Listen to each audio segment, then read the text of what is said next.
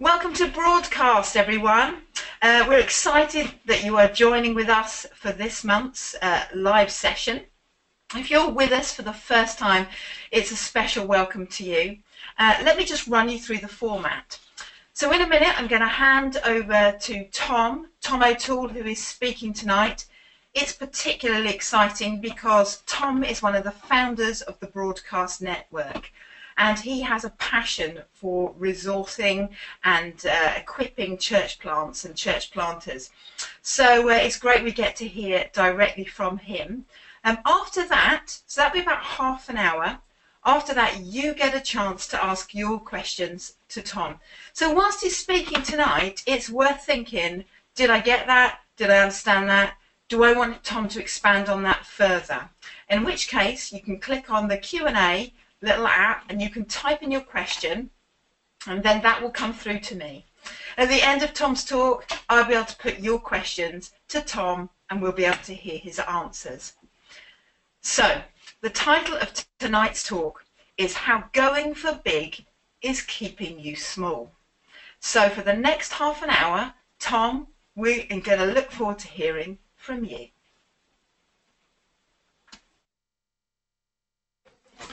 Okay, well, how going for big is keeping you small.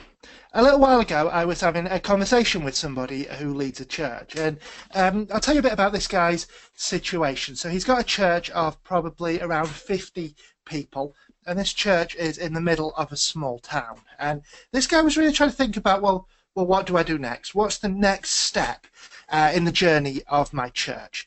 And one of the things that he really wanted to do was start to reach some of the other towns near where he was. So around this area, there were lots of other small towns of a similar size to his. There wasn't a big city for quite a way away, but there were lots of these little towns that he wanted to reach. But he was also looking at his own situation and saying, at the moment, there are just 50 of us here. We really could do with our church getting a bit bigger. If we want to reach our area, we need to be a big church first. We need to be stronger. We need to have more people. We need to have more ministries. We need to have more money. We need to have more resources. And from this strong base, we'll then be able to reach the surrounding area.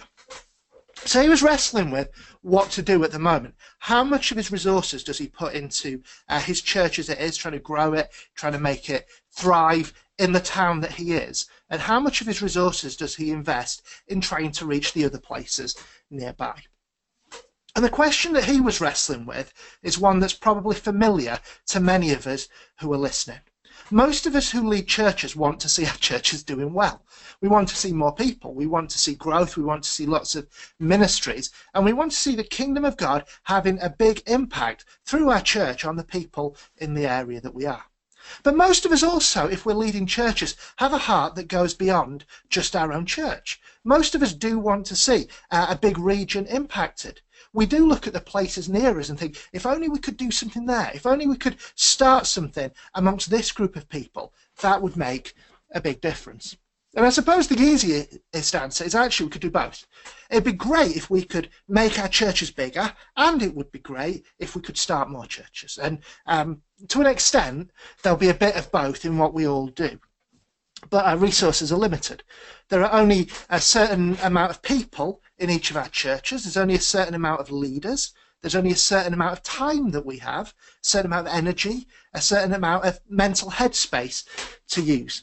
So if we've got these resources at our disposal, we need to decide what are we going to do with them. Are we going to put most of our resources into growing our church big, or are we going to put most of our resources into starting new churches and trying to spread a movement into the areas where we live? And both of these things actually would be good things to do. If we put our resources into making our church bigger, well, a big church is better than a small church, isn't it? It's more people impacted for God. It's more effect for the kingdom in your area. So making your church big is good. But also starting new churches is good. 2 churches is better than 1. 10 churches is better than 2. So if we can multiply and start things, that's good as well. So we're talking about 2 good options that we have. Growing big or multiplying. It's not a bad option and a good option. It's two good options. But what I'm hoping to convince you of tonight is out of those two good options, there's one good option and there's one even better option. Okay? I'm wanting to convince you that multiplication is better than addition. I'm going to do it in two ways. So I'm going to start off and just do this briefly by trying to convince you strategically. So my background is in maths. I've worked as a maths teacher. That's what my degree was in. I'd like to just run the numbers with you and show you that actually multiplication can eat addition for breakfast. But then after we've done that, we're going to spend most of our time actually looking at it biblically. We're going to look at what is God's growth dynamic.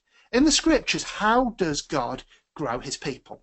And we'll have a look at that. And then if there's time at the end, we might share a few practical thoughts about multiplying churches as well. So we'll start off with the strategic. And I'd like you to imagine a scenario. So to do it, I'm just going to just share a slide or two with you, if I may. So just bear with me while I bring this up. So let's go into PowerPoint, slides, and you should be able to see how going for big is keeping you small. And I would like you to imagine a scenario where you have just planted a church and you have a core team of 20 people. Okay, so we will put it up here, okay, and I'm contrasting addition growth on one side with multiplication growth on the other. So if we start with addition, you started with your core team of 20, and let's say you invest all your resources into growing that church bigger, and you try to get as many people as you can to join you. And let's say over the course of a year, you were able to add 50 new people to that church. Okay, so that means a year down the road, your church of 20 has turned into a church of 70. But let's imagine now there's another church. It starts with 20 people, the same as the first one, but this church wants to invest in multiplication. And they say over the first year, our big priority is going to be to start another church of 20 people as well as ourselves. And let's say doing that puts a big dent on the amount they're able to grow by. So to resource another church being sent out, instead of growing by 50 people, this church is now only able to grow by 10 people in their first year. So now we've got the original church, which has grown to 30, and a new church of 20. So if you look at this, it would seem to anyone kind of observing these numbers like the church that's grown by addition is doing better. Okay, because there's 70 people there, whereas in the multiplication church, yes, there's two churches, but even combined, there's only 50 people in them. So it seems like addition is doing better. And it's actually often the way that if you want to go for multiplication growth, you do take a bit of a hit. And if your big objective is to get short-term growth, then probably addition is the best way to grow. But if we run the numbers a bit further, we'll see that short-term growth isn't actually what's best in the long term. So after another year, the church that's been growing by addition, they can add another 50 people, and they're up to 120. Whereas the churches that are growing by multiplication, now there's two churches. Each of these can start a new church of 20 people and grow by 10. So now we've got four churches. We've got one of 40, one of 30, and two of 20 each. So altogether that will be 110 people. So it's still slightly behind the addition church. Well, if we do it another year, after 3 years now, the addition church is up to 170 people. And the multiplication churches, well, they've gone from now 4 churches to 8 churches, varying between 50 and 20 in size. After another year, there's 220 in the churches added, and now we've got 16 churches in the multiplying church. And then finally, after 5 years, we've got 270 people in this church that's been steadily added.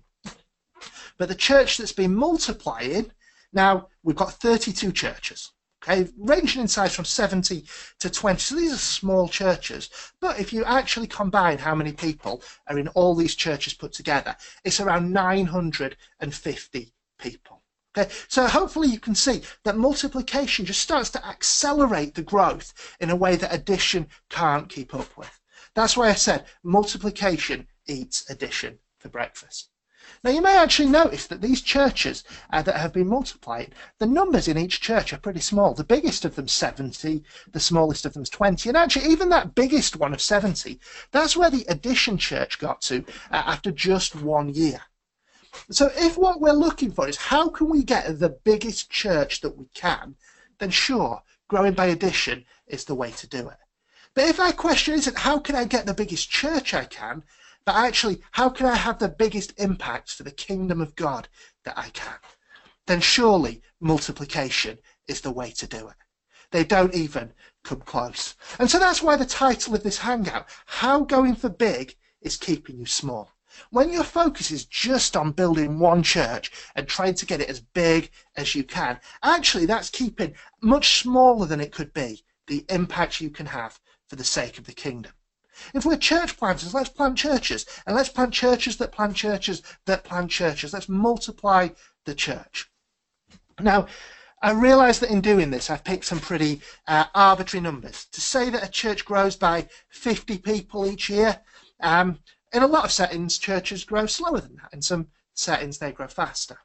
And to say that each church can start another church of 20 people every year, again, that might seem unrealistic. But it's just to kind of show you the power of multiplication. It's just a demonstration of that. But the same thing, it works in real life. I was talking to Colin Barron yesterday, and over his church planting ministry, probably 25, 30 years he's been at it. But in that time, he said he's been influential in starting between 50 and 70 new churches. Okay, between 50 and 70 churches, and there's a total of 2,500, 3,000, something like that when we were trying to do the numbers. This is a guy who's been multiplying churches throughout his ministry, and he's had a huge impact. And yet, if you look at Colin on a Sunday, you'll see him kind of like sitting in the middle of a piddly little room with kind of 30 or 40 people in there as he's kind of ploughing on, trying to get the next church going. And then a few months later, he's in another one, trying to get the next church going. But by multiplying like this, there's an impact that could have been kind of kept smaller and concentrated in one place, but it's just released and unleashed to do huge things in changing this world for the sake of God's gospel. So hopefully strategically and numerically you can see why multiplication might be better than addition. However, numbers actually I found don't convince that many people. What we really need to see is God in this. Is this something that God would have us do? And I think if we get convinced from the Bible that this is God's way of growing, then hopefully it's something we can start to put into practice. So let's go back to the beginning of Genesis and look when God made the world. A few Bible verses to share with you. So we'll start by talking about how God made the plants and how he made the trees. So Genesis 1 verse 11 says, "Let the earth sprout vegetation, plants yielding seed, and fruit trees bearing fruit in which is their seed, each according to its kind on the earth."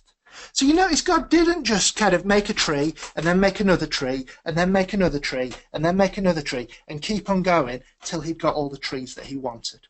He could have done it that way. That would be growing by addition. But he didn't. Okay? God chose to grow trees by multiplication. Okay? So he created fruit trees. But then in the fruit, he put this seed. Okay? So that the first generation of trees that he created, then the seed would go out. And actually from this seed, the next generation of trees would come, and it would be bigger. There'd be more trees in the second generation than the first. And then out of these trees, there'd be more seed, and so more trees, and more seed, and more trees. God built reproduction into the way he created plants and trees. That's multiplication. And that's how trees and plants were to spread over all the earth. It was the same with the birds and the fish. In Genesis 1, verses 21 and 22, it says, "So God created the great sea creatures and every living creature that moves, with which the waters swarm according to their kinds, and every winged bird according to its kind. And God saw that it was good, and God blessed them, saying, Be fruitful and multiply, and fill the waters in the seas, and let birds multiply on the earth." You see, God didn't just make all the fish. He made some fish and told them, make some more fish, and they should make some more fish. Same with the birds. The birds to multiply, fill the skies. And so it is with people. In Genesis 1:28, we hear the commission that God gives to Adam and Eve, it says, be fruitful and multiply and fill the earth and subdue it and have dominion over the fish of the sea and over the birds of the heavens and over every living thing that moves on the earth. But those first 4 words, be fruitful and multiply, that's God's commission to humanity. We're to fill the earth. When God creates something, he gives it the capacity to recreate after itself. He made people, told us to make more people.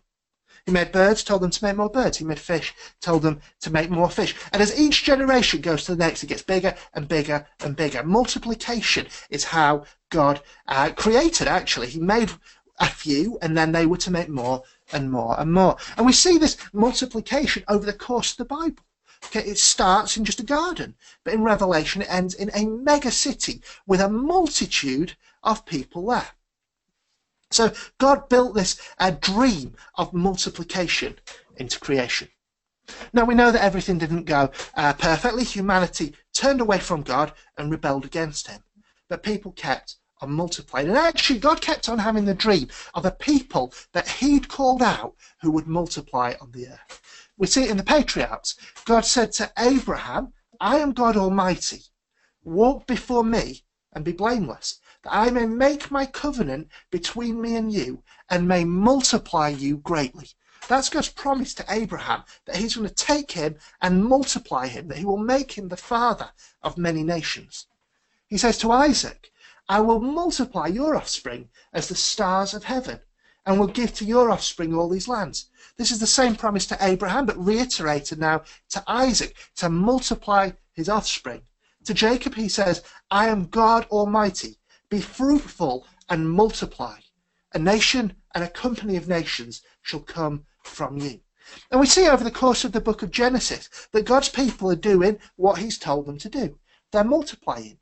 We trace the story through 4 generations, and this story started with just 2 people, Abraham and his wife Sarah. But by the end of Genesis, the 2 have multiplied into 70. Okay, multiplication is at work. And then actually, when they get to Egypt, they're enslaved and they're there for 400 years. But during this time, they have continued to multiply. So at the start of the book of Exodus, it says, the people of Israel were fruitful and increased greatly. They multiplied and grew exceedingly strong, so that the land was filled with them. And actually in the book of Numbers, we're told that by the time the people were brought out of the Exodus, there were 603,550 fighting men. Okay, so there's 2 people, Abraham and Sarah, multiplied into 70, and then they multiplied into, well, 600,000 fighting men if you add women, if you add children, if you add the men who couldn't fight. We're probably looking at 1.5 million, 2 million, something like that, multiplying from 2 to 70 to 1.5 million. That's incredible multiplication. But that's what God does with his people. Multiplication in the Old Testament is God's growth dynamic. And it's the same actually in the New Testament as well. A few months ago we had a hangout where Colin was sharing about his life's message. And he was really talking about how Jesus was into multiplication. So he based it around a verse in Mark chapter 1 where Jesus was in Capernaum and things were going really well. He'd healed lots of people, he taught, and people were coming from all around and wanted a piece of Jesus. So it's a great place actually to set up a base and to grow a big ministry. And Peter and some of the other disciples were trying to persuade Jesus to do this, but Jesus wouldn't have it. And he said to them, actually, no, I must go to the other villages and preach the gospel there, for this is why I have come.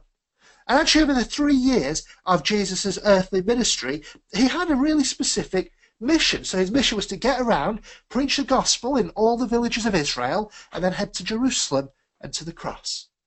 Okay? So they went out. They wouldn't stay in that place and try to grow one big ministry. They wanted to go out and multiply it and have an impact for the kingdom in every village of this region, this nation of Israel that they were trying to reach. And actually they found that as they were doing this, if they were to stay together as one big ministry team, they wouldn't be able to get to all the villages in the time that they had.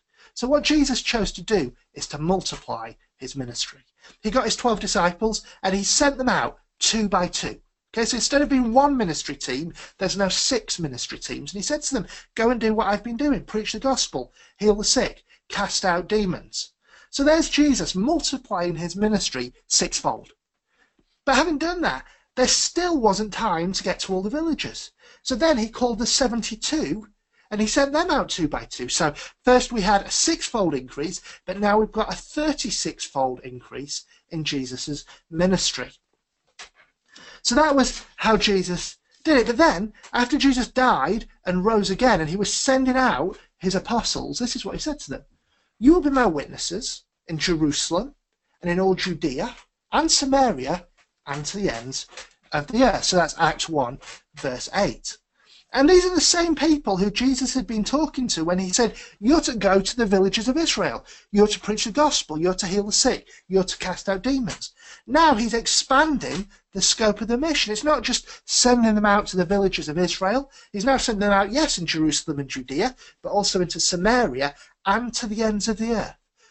This mission, this multiplied ministry, is now to go out to all places. It's to multiply to the end of the earth. Well, as we read the book of Acts, in the first few chapters of it, we find that all of it is based in Jerusalem. And there are good things happening in Jerusalem. The church is growing. People are being added to their numbers. So Acts 2:41 tells us that there were added that day about 3,000 souls. And this became a regular thing. People were saved day by day and added to their number, according to Acts 2:47. And we even hear of the M word, multiplication, happening, Acts 6:7, and the word of God continued to increase, and the number of disciples multiplied greatly in Jerusalem. So we're in Jerusalem, and good things are happening, good things. And yet something, when I read it inside of me, is screaming, get on with it. Jesus has given you a mission. He's asked you to multiply this. We're not meant to just stay in Jerusalem and Judea. We're meant to be in Samaria. We're meant to go to the ends of the earth. And you want them to get on with it. But we find that as we read the book of Acts, they do get on with it. And this thing does multiply. And they do go to Samaria. And they do go to the ends of the earth. And really, as the story goes, we find there are 3 big things that are driving this multiplied church planting movement in Acts. So the first of them was persecution and scattering. So the church in Jerusalem faced a lot of opposition. Many of the disciples had to leave. But as they were leaving, they were preaching the gospel wherever they went, and people were getting saved. And so this led to new churches being started in Samaria and Damascus and Caesarea and Antioch, okay, and other places as well. So the first big driver of this multiplied church planting movement is persecution and scattering. The second big driver is actually the Antioch church. So this was a church that had a vision for church planting into the nations. They were incredibly generous. The Holy Spirit spoke to them and said, send out the apostles Barnabas and Paul to go and be traveling church planters. And they did it. They gave away their superstars, the very best that they had, to get this church planting going. And the city of Antioch became a hub for church planting into the Gentile world. And then the third big driver of it was the Apostle Paul, who was a spearhead for the mission, who led the advance into many new places and got the church multiplying throughout the known world. That he talks about his church planting strategy in Romans chapter 15. It says, for I will not venture to speak of anything except what Christ has accomplished through me to bring the Gentiles to obedience, by word and deed, by the power of signs and wonders, by the power of the Spirit of God, so that from Jerusalem and all the way around to Illyricum, I have fulfilled the ministry of the gospel of Christ.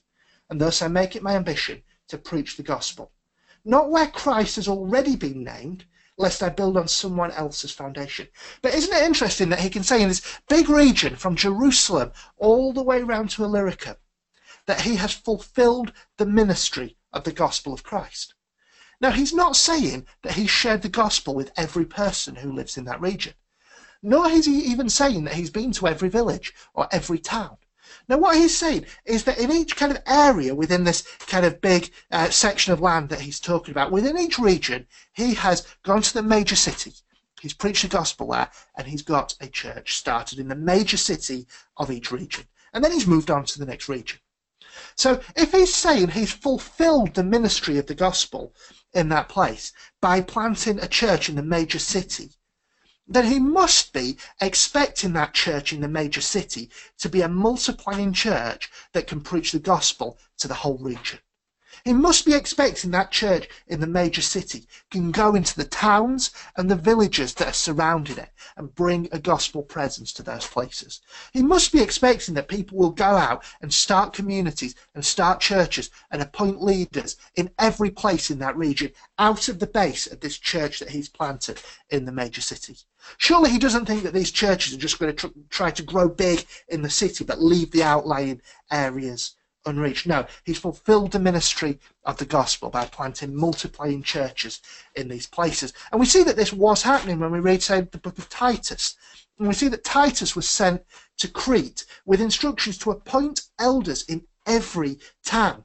So it's clear that on Crete there's been multiplication in the church, that the church has been multiplied into every town on the island, and now they're ready to have some formalised leadership. So Titus is given the job of going and appointing those elders.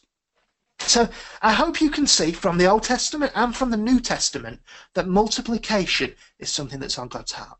That multiplication is how God grows something. It's how God builds something. When God creates something, and he's created the church, he builds into it a reproductive capacity that it can create more of the same and multiply itself. And make it so that in a few years' time there'll be more of what there already is, and it will spread out and it will fill the earth. That's what God's called the church to do. So let's have a multiplying mindset. So hopefully I've convinced you from a strategic and numerical point of view. Hopefully I've convinced you from a biblical point of view. Let me just take a few moments to share a few kind of practical thoughts about how we go about doing it, and then we'll go to our Q&A. So the first thought I want to share is this is really a question of mindset. Okay, so what are we thinking about? What questions occupy us when we think about our church? Are we mainly thinking about kind of the congregation that we've got and how we grow it and what ministries we can run? Or are we thinking about a region? Do we have a big church dream, or do we have a reaching a region dream? Okay, and actually these two will vie for space in our head and in our heart. So when we're asking questions about what we're going to do next, there'll be very different questions if we're trying to build a big church than if we're trying to impact a whole region. Yeah, and actually the answers to those questions will be different as well. Now, I can't tell you what the right questions are. I can't tell you what the right answers are. All of that will depend a lot on your context. But if your mindset shifts so that you're thinking about reaching a whole region, then you will start to ask the right questions, and you'll start to take the kind of actions that make it happen. So you'll be asking questions about what you're doing with your own time. You'll be asking questions about who you need to invest in, about where you go, all these kinds of things. When your mindset is on reaching a region, you'll have a much bigger impact. Second observation that I make is actually, if we're going to multiply, this moves us beyond the realm of specialists. Okay? So if you've got a church and you want to grow it by addition, you can probably do that by getting a few evangelists into the church, and those evangelists can reach some people and draw some people in, and your numbers could go steadily up. But if we're truly going to multiply what we're doing, that's way beyond the scope of what 1 or 2 or 10 evangelists could manage. And actually we need everybody to do it. And the evangelists do have a special place, and they help and they equip us all to do it.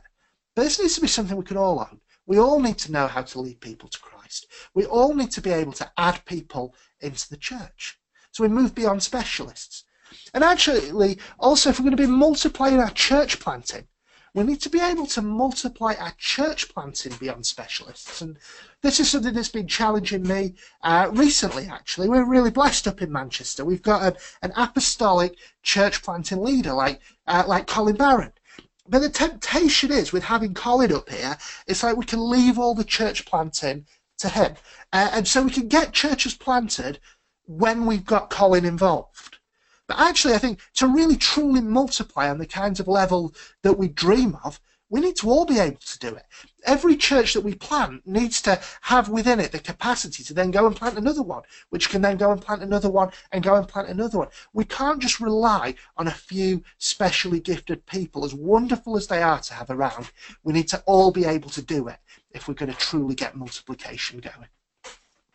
The next one that I'd want to put out is that it's never the right time, or at least it never seems like it's the right time. Okay? It never quite feels like you've got enough people that you could afford to lose some by sending them on a church plant. It never quite feels like there's enough money in the bank that you can fund it properly. And it never quite feels like there's the right, perfectly equipped leader to take it on. Okay? There'll always be something that means it doesn't feel like the right time. But that's actually where faith comes in, isn't it? And saying, actually, we might not have everything in a line, but God's in it.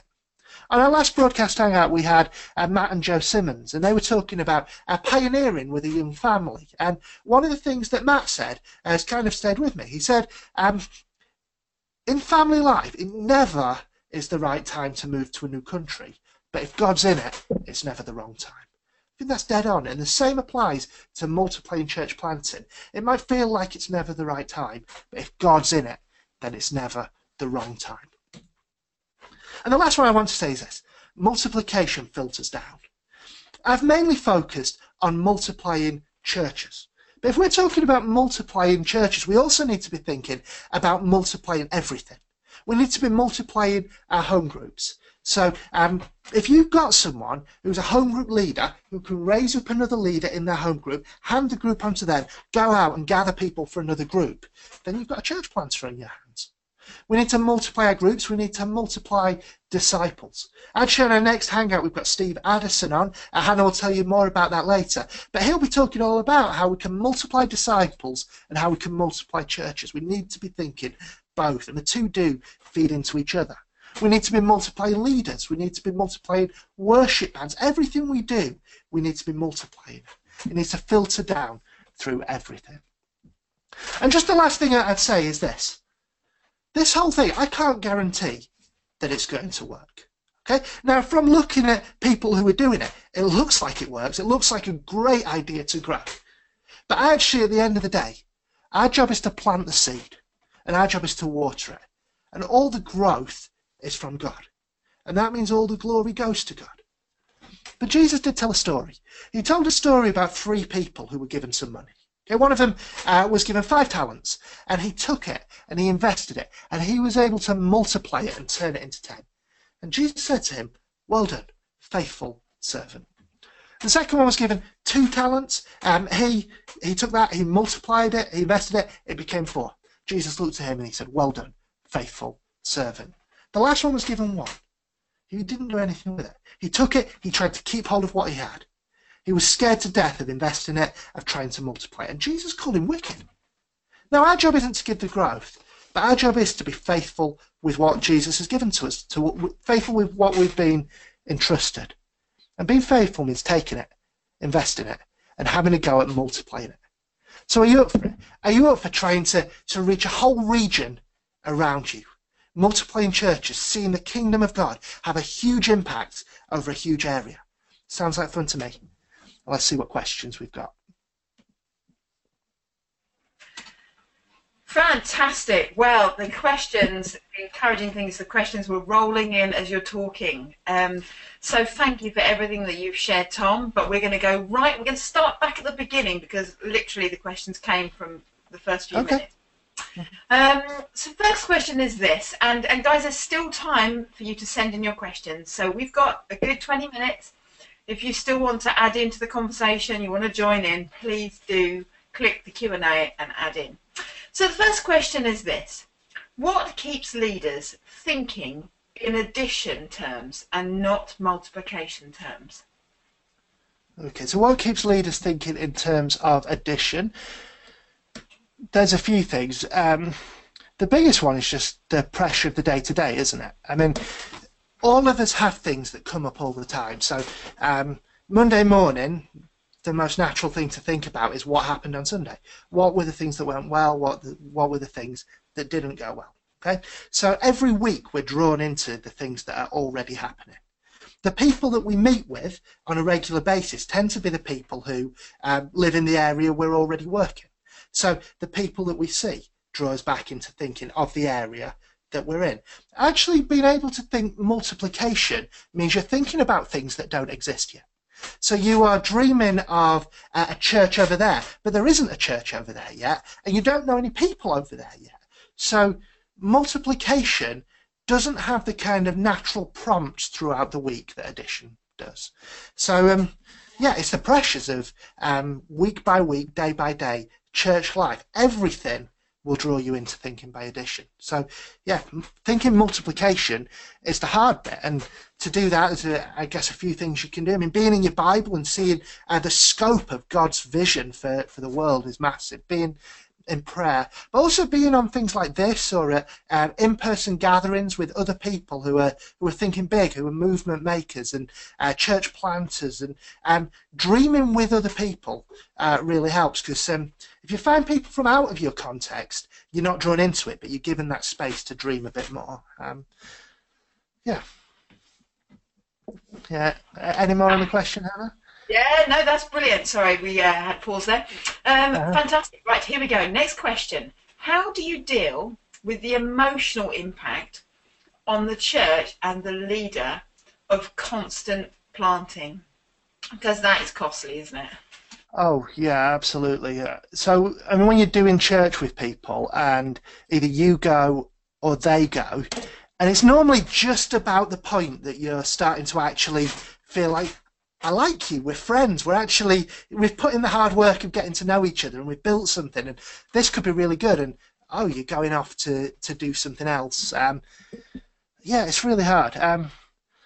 So you've got to have a vision for why you're doing it, because if not, it's just people are leaving. But if you can link with people in a way that you can see the fruit of what they're doing. So there's a why, isn't there, which is new people being reached, new communities being opened up for the gospel, healings, deliverance, lives changed. If you keep that why at the front, it helps, because you think, yeah, it sucked when that person left, but hey, there's 10 people who've just met Jesus through it. And then when the next person says, hey, I'm going to leave and I'm going to plant a church over there, that 10 people who got saved last time, so it gives you, it doesn't make it easy, but it kind of is another emotion going at the same time of, yeah, I get it, I'm with it, I back it. So I think one of the mistakes that we could be tempted to make on multiplying is to send someone out and then they're just gone.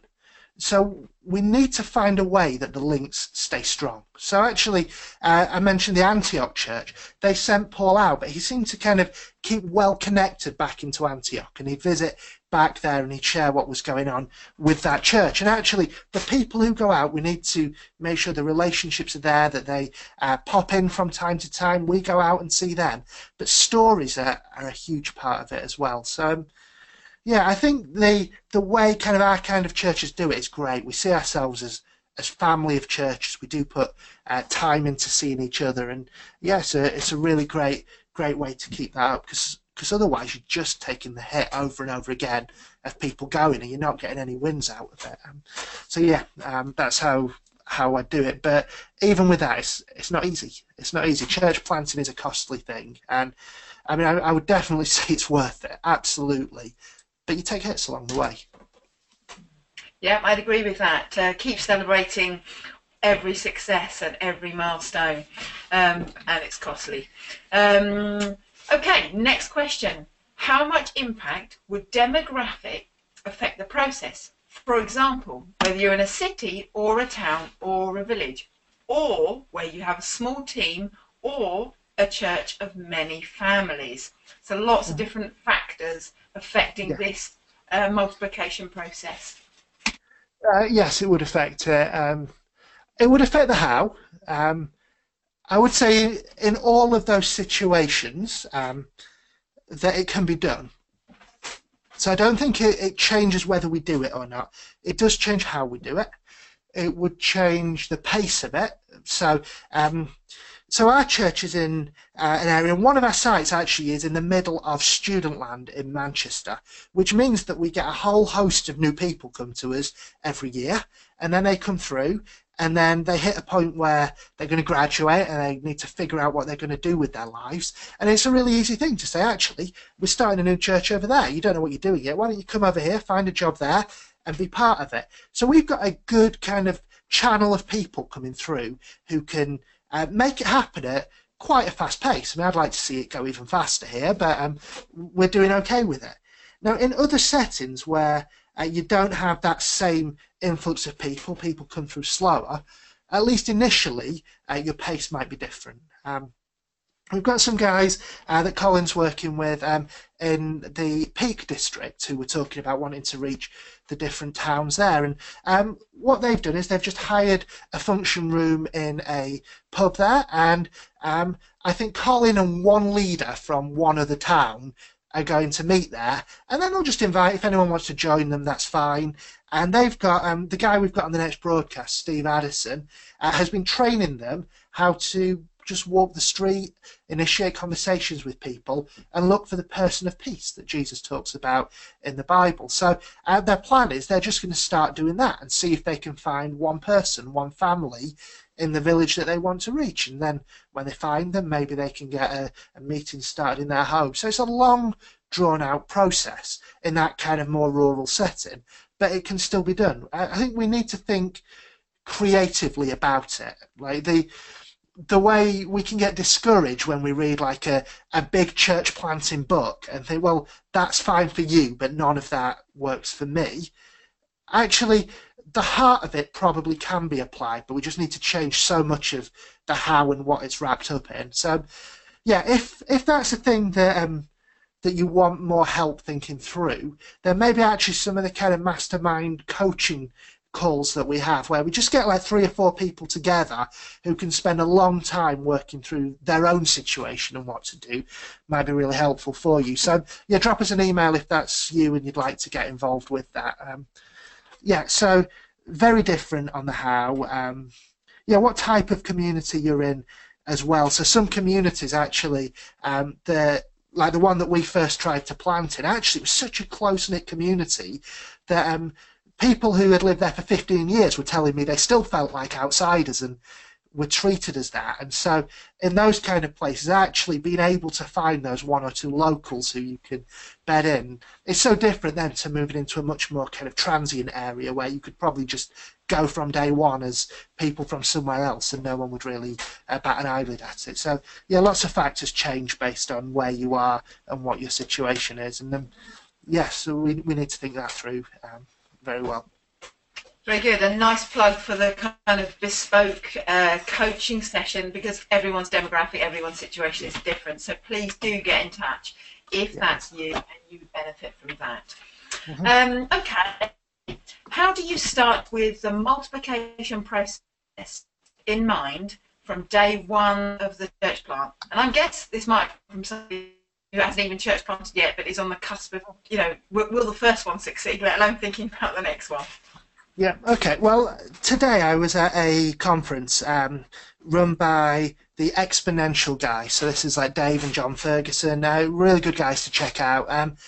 But they were showing some videos over the course of the conference. And the first one was from a guy who runs a church somewhere in America. I can't remember where his church is. I think it was called J.D. Greer. And he was sharing about his philosophy of sending. And he was talking about how he'd sent some guys out to help start a new church. And he just said to the guy, you've got kind of a headhunting license in my church. You can go and recruit whoever you can get to come with you. And it's absolutely fine. No one's off limits. So that was the first video that they showed. And then they showed a video with that guy who planted that church. And he was talking about how much of a blessing it had been to him. And then he was saying they'd got there, they'd been on the ground just a few months, and they heard that this first church was then sending another church out to another city. So they invited that guy who was starting the new church into this one that had just been planted and said to him the same thing, headhunting license, go and get whoever you want. So there was someone who kind of moved to plant a church and then within a matter of months moved to go and plant the next church. And then on the next video, they had the guy who planted, I guess it was church number 3. They'd probably done some other ones as well, but like number 3 in this chain. And he was saying that like he was desperate to see the same thing in his church that had been in these 2 churches that had helped him out. So kind of they just started gathering. There was literally a handful of them there.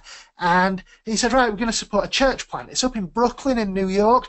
And some of you who are here, who have just moved to my city to help me plant a church, I think some of you should go and start another church. And it's just wonderful to see that this is in people's hearts to do. And I mean, the question is, how do we do it? I think just imagining those guys in their situations, everything in them must be screaming, don't do this, we're just trying to get this off the ground. These are our key people, we can't afford to lose them. But that's not how the kingdom of God works, is it? We don't hold on to things to gain, we give to gain. Let's just be generous with our people. Let's persuade our people to go to church planting, even if they just come with us. Let's say, actually, we want to bless this, we want to bless this. Yeah, I heard a phrase a while ago, I think we've done a broadcast called it actually, born pregnant. So maybe have in mind, yes, we're planting here, but the dream isn't just for here. The dream is for here and the surrounding. Maybe write down a list of 5, 6, 10 places around you and think, these are the places that I want to reach. And yes, I'm starting there, but if I meet someone who lives there, let's try and get a group going there. And then let's try and get a group going somewhere else and somewhere else. I mean, again, another thing from this conference, and the main speaker, Dave Ferguson, was saying they wanted to start a multiplying movement throughout Chicago. And so there were 4 of them, like literally 4 people in this church plant. So they decided, let's plant 4 churches. Okay, so they started 4 groups, 4 home groups, and they ran one on Monday night, one on Tuesday night, one on Wednesday night, and one on Thursday night. And each of them had like 1 leader and 3 members, and they just basically went to each other's groups as people to support it. And they did literally the same Bible study 4 times a week, and it was, I guess, quite painful in a way. But then when new people came, it just kind of gave them the feeling, okay, it's not someone on their own. But they were able to, by starting 4 when they barely had the people to start 1, everyone could see this isn't just one thing that we'll build. We're going to spread straight away. So it will take some radical decisions about how you structure things, about what kind of things you do in the early days. But if you want to get multiplication into the heart and the DNA early, you need to think, what can we do intentionally that makes it clear to people? Because people will look at what you're doing, and from that they'll guess what your church is all about. They'll look at it and judge your priorities based on what they see. So make sure they can see stuff. Even in your prayer meetings, make sure they can see you're praying, not just for your plant, but for the areas around that you'd love to see reached as well. Very good. Very practical. So then this is a question to clarify that's come in. Okay. When you says, are you thinking of meetings/locations rather than churches? How would you define a church? Is it elders, autonomy, sustainability, longevity, fruit, or something else? My goodness, that is a question. I'm thinking of a multiplication of everything. So I would like to see within each church a multiplication of congregations, a multiplication of locations, and I would like those churches to then start others that are doing the same thing as well. So it's got to be both and. How do I define a church? I'm going to duck this question because I don't think the Bible answers it in one way. I think actually the Bible speaks of church and uses it to mean a lot of different things. So if you read through the book of Corinthians, you will see Paul refer to the church that meets in the household of Stephanas and the church that meets in Chloe's house. And these would be kind of, I guess, what we might call congregations or sites. Okay, it was a set of people who kind of did their church life together. Maybe you'd call it home groups in your setting. There's different terminology for it. But then Paul would also talk about the church in Corinth, okay? And he'd talk about Titus appointing elders in every town. So there's churches in homes, but churches in towns then, which would probably be made up of several homes that would have elders over them. but he will also talk about the church in Asia and the church in Achaia, which would be this big region. So not just the town, but now this kind of big region is the way he sees it. And he talks about the church as all believers across all time. So the Bible uses the word church so fluidly that I wouldn't want to be pinned down. And actually, thinking about those 4 ways that I've picked out that Paul used it, I would want to see, if I was kind of transported into that situation in Corinth, I'd want to see a multiplication of those house churches, of Stephanus's house and Chloe's house. Let's add 10 more of them. But then I'd be thinking, okay, but this is the church in Corinth. What are the towns near Corinth that we then want to start a multiplying church movement in that town as well? And then we've got this region. Where's the next region? Who can we send there to start the next movement in that place? And so we need to be multiplying across the board. And if you want to use the word church to define a house church, if you want to use it to define a multi-site network, I'm not really too fussed, because the Bible tends to flow in and out of it all, and I tend to refer to it all as church. Fantastic. Okay, so I'm just conscious of the time that we're coming to our final 10 minutes. If you've got a question you really want me to put to Tom, please send it in. So let's go for a few more kind of punchy ones here. Small churches are often short of cash, we know that, and therefore struggle to do good specialist ministries, e.g. youth, kids, work with the poor, etc. If we keep multiplying, aren't we just multiplying into weakness? Yeah, great question. A lot of the time we could be. It's a real danger to watch out for. That doesn't mean there are no solutions, though. So if you are trying to multiply and you identify particular areas that are weak, so say for instance kids work is a big weakness, and let's say you've multiplied 10 small churches of say 50 people in each, your kids' work in each would be way weaker than the kids' work would be in a big church of 500 people. But there's nothing stopping those 10 sites actually coming together and saying, right, Saturday mornings, we're going to put on a kids' Bible club. It's going to run for 2 hours. We're going to get the best kids workers across all the sites. We're going to all contribute to funding it. We're going to ramp up this amazing kids ministry. So you can, even though you're multiplying, when there's something that it would make sense to do a bit bigger and make more of a bang with, then why not come together and share and do stuff in that way? Ministry with the poor, actually, I think in multiplication, you've got strength in ministry with the poor more than you've got weakness. So certainly that's what we found here at CCM. Like one of our sites particularly is in a really needy community, and there's a charity that we do a lot of close work with.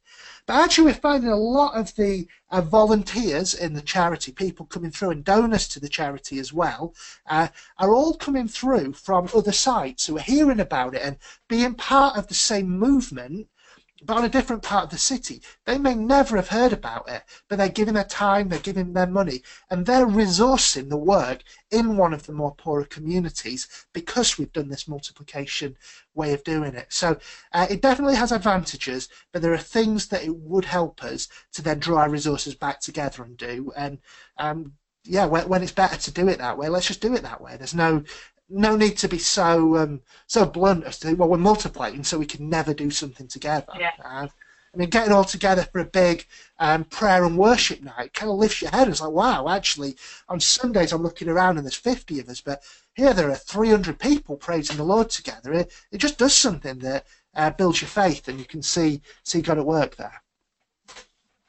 Fabulous. We kind of lost you just in the last bit. You kind of went a bit weird there on us, but I think we got that, most of what you said there. Right.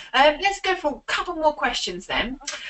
Is there a danger of pushing leaders to the fore too quickly? I guess if you're multiplying, you're needing those leaders. The devil prowls around looking for a foothold. And so are we at risk of leaving people vulnerable and may even damage the reputation? Even unhealthy contexts grow. Okay, there's a danger of it, yes. There are ways to not do it. So I don't know if any of you have seen a video that we put out today that Tim Simmons did, where he was talking about leadership. If not, have a watch of it.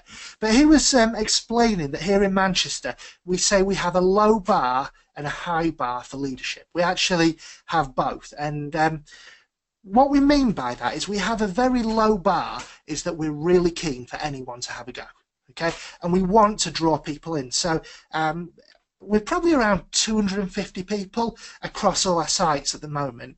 We did a preaching course earlier this year, and we invited about 36 people who have learned how to preach and are now able to, like most of them are having a go at preaching in our various sites. Okay, we've trained about 20 people to run a Sunday meeting this year. So we want it to be easy for people to kind of get a taste of leadership. But that doesn't mean we want to throw people in at the deep end. So, like Colin Barron tonight is at a CCM City Centre meeting, and CCM City Centre is 5 people at the moment, and it's run by 2 students who Colin said, what I want you to do is just find a venue, pick a time, and send some Facebook messages to some people and invite them. Okay, that's your job, but you are leading a site for us. So it's really easy, but it's actually seemingly a big responsibility at the same time. But then tonight, Colin is actually there with them, and he's standing with them, and he's showing them, and he's modelling how to do it, and he's inputting things. And probably there'll come a stage that then maybe someone else takes it on if it needs more established leadership. So we're creating the pathways for people to have a go.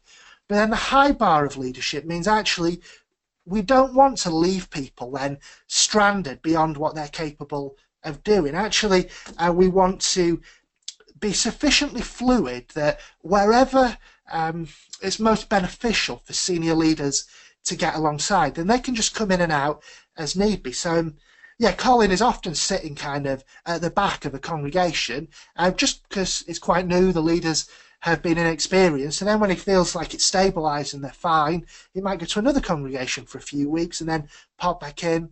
But yeah, having kind of a multiplied network, there's a lot of work to do on a leadership level that we are networking with leaders, we're training, we're coaching, we're standing with them. If you view multiplication as just, right, there you are, you're off and you're gone, then it's definitely a danger that yeah, people have been elevated and can't handle it. Yeah, so coming back to that, being linked in, staying linked in, you're not on Absolutely. your own, you're not abandoned. It works for so many different things. Well, I think fantastic one to end on. I think we draw this broadcast to a close. We've kind of haven't quite finished our questions, but we've finished the time. So, okay, Hannah, what you could do then, if there's more questions, I will put some stuff on some Facebook Live vids or some blogs, or we'll try and get through them over the next week. So yeah, send them on to me, and yeah, we'll answer them.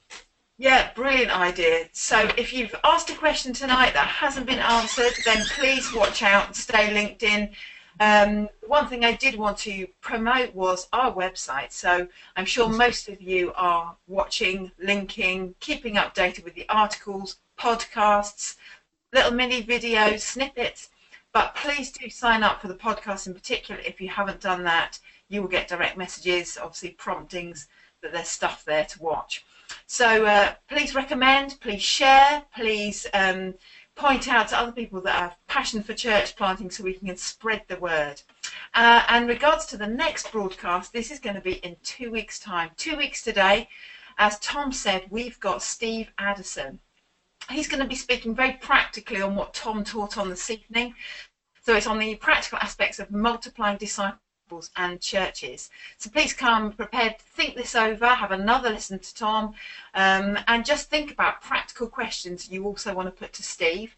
If you don't know him, he was originally from Australia but now based in the UK. He currently leads a mission agency, but he's the author of several books on church planting and does a lot of work alongside church planting movements and church planters. So he obviously has a wealth of experience which we can tap into next time. So can I just encourage you to put that in your diary this evening. Don't leave it, don't forget, don't tune into The Apprentice and forget. We don't want you to miss out. Okay, so thanks for joining us tonight. Thanks, Tom, for all you've shared. As always, it's been a real honour to hang out with you all for an hour. So have a good rest of the week, and thank you.